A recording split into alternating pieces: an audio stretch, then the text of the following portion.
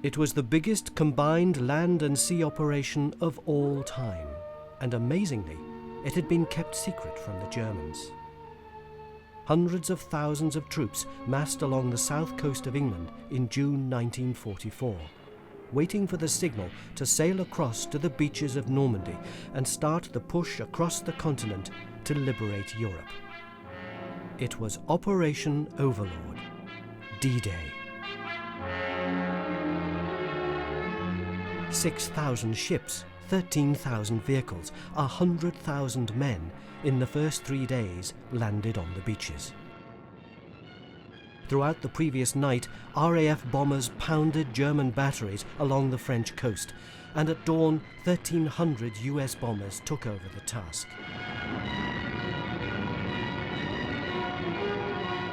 For the men on the sea, though, it was an anxious crossing, and bad weather and German resistance meant that at one of the beaches, codenamed Omaha, American troops suffered appalling losses.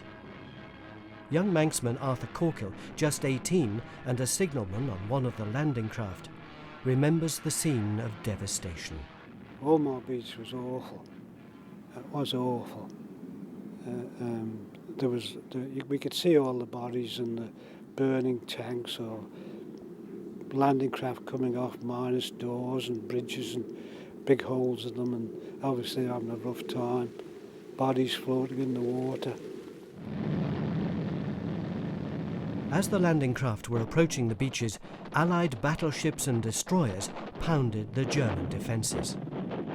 A host of destroyers and frigates, and they opened up on the beach, and that noise was deafening. It was awful. It frightened the life out of me. It was so unreal to me. And I used to say, I used to think to myself, this is not happening. I can't be here. I live in the Isle of Man. I never entered my head that I could be killed. By August, Allied troops were in Paris, and the swastika was removed from the Eiffel Tower.